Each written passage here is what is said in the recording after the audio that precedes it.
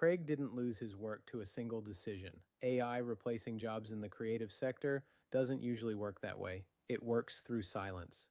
Fewer inquiries, shorter threads, budgets that used to stretch to cover him and then didn't.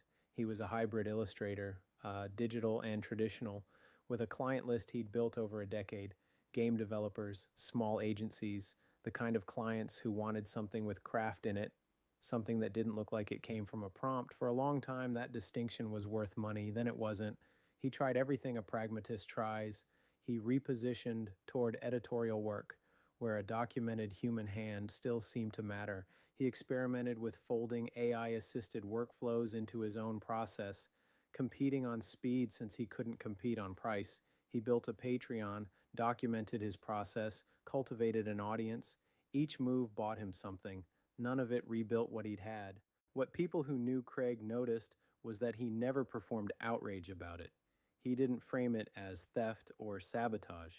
He'd looked at where the technology was heading and concluded the destination was probably fixed regardless of how the legal arguments landed. Whether that was clarity or just the particular way a person learns to carry a loss, hard to say.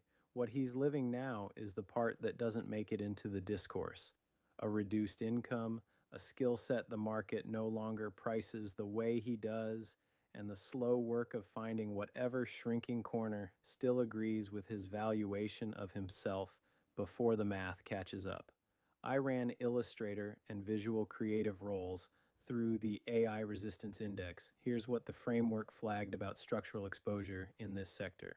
Here's the question Craig's story leaves sitting in the room.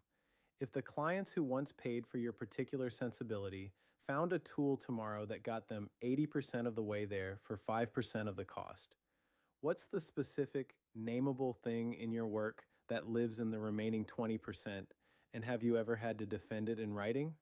The full story and the scoring breakdown are at Dawnstar Exploration.